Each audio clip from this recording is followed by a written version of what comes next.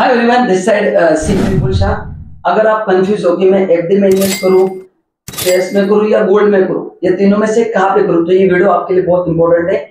By the end of this video आपको पूरा clarity आ जाएगी एग्जैक्टली अपन ने कहां पे इन्वेस्ट करना चाहिए। तो आगे बढ़ने से पहले आप अगर मेरे चैनल पे फर्स्ट टाइम आए तो चैनल को सब्सक्राइब करना है और बेल आइकन को प्रेस करना है, ताकि आगे जब भी कोई ऐसी वीडियोस आएंगे आपको इमीडिएटली पता चल जाएगा। तो पहले इस बात करते हैं शेयर्स की। अभी काफी लोगों के मन में डर है कि रिटर्न्स कितने मिलेंगे, तो मैं आपको एक सिंपल बेसिक फंडा बताता हूँ। अगर आप निफ्टी के रिटर्न चेक करो, निफ्टी मतलब इंडिया के टॉप 50 कंपनीज जो सबसे सेफर साइड आप मान सकते हैं with in the share market, उसके रिटर्न अगर आप चेक करते हैं तो ये 1996 से अगर आप गूगल पे सर्च करें 2023 तक 24 तक अराउंड 11 से 12% रिटर्न्स निफ्टी देती है। तो ये आप बेंचमार्क पकड़ सकते हैं 11 से 12%। में बहुत कम बोल रहा हूँ, शेयर्स में आपको पता है 200-300 दिन मिलते हैं returns, but upon bare minimum पकड़ के चल रहे हैं।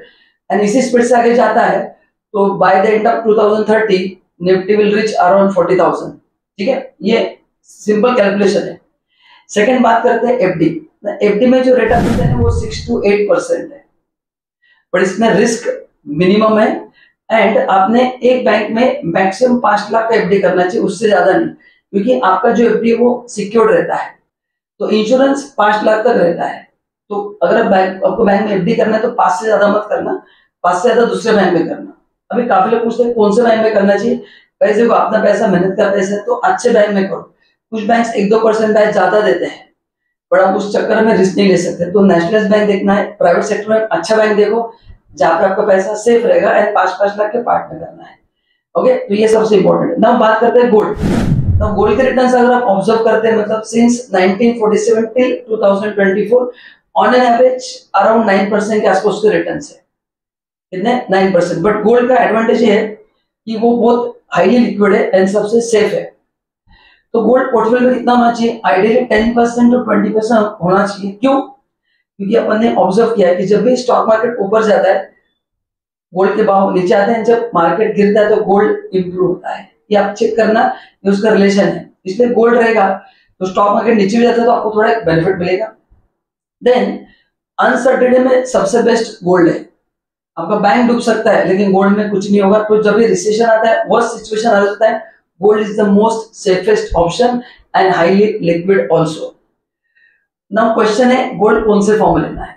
सो मेरे को चेन पसंद है, मेरे को वैसे नहीं, रॉ गोल्ड लेना है ना, जिसमें आपके मेकिंग चार्जेस ना जाए। अदरवाइज मेकिंग चार्जेस में आपका प्रॉफिट कम हो जाएगा।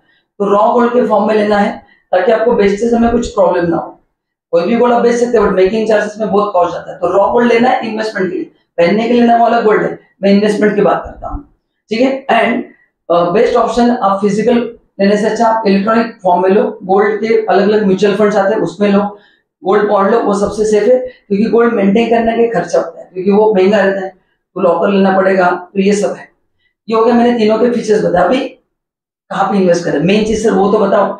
बहुत सिंपल है। If you ask me from return point of view, सबसे बेस्ट शेयर्स है। रिटर्न पॉइंट ऑफ व्यू सबसे हाईएस्ट रिटर्न शेयर्स, उसके बाद गोल्ड, एंड सबसे कम कहाँ पे? एफडी में। मैंने आपको बताया शेयर्स में 11-12% बेयर मिनिमम, गोल्ड में 9% एंड एफडी में 6 to 7% के आसपास, 7.5 इतना मिल सकता है। ये हो गया return point of view. Risk point of view अगर पूछेंगे, सबसे कम रिस्क गोल्ड में है, वो बैंक से भी श्योर है, क्योंकि बैंक गड़बड़ हो गया तो वांदे हो जाएंगे। तो सबसे कम रिस्क गोल्ड में, सेकंड कम रिस्क एफडी में है। ठीक है, एंड सबसे ज्यादा रिस्क, हाईएस्ट रिस्क है तो शेयर्स में है। तो return point of view shares का रिटर्न ज्यादा है, रिस्क भी ज्यादा है। तो ये हो गया एनालिसिस। नाउ क्वेश्चन सामने कहां पे इन्वेस्ट करना चाहिए। See there is no perfect plan. आपका पर्पस क्या है, आपकी रिक्वायरमेंट क्या, उसके हिसाब से इन्वेस्ट करना है। तो if you come to me and ask me sir I want to keep money for 5 years, मैं बोलूंगा शेयर्स में जाओ, क्योंकि 5 साल is a good period.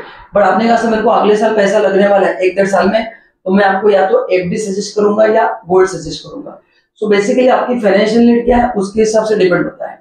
Let's say आपका एज 60 हो चुका, आप रिटायर हो चुके हैं, now you can not take risk, तो फिर आपने गोल्ड में इन्वेस्ट करना बेटर है या एफडी में, क्योंकि गारंटी रिटर्न मिलेंगे। तो ऐसे अलग अलग पैरामीटर्स पे डिसाइड करना पड़ता है कौन सा इन्वेस्टमेंट ऑप्शन बेस्ट है। तो आई होप आपको वीडियो अच्छा लगा रहेगा। एंड अगर आप मीनवाइल आप फ्री में डीमैट अकाउंट खोलना चाहते हैं तो नीचे लिंक दिया, उसको क्लिक करके you can open free demat account. Thank you so much.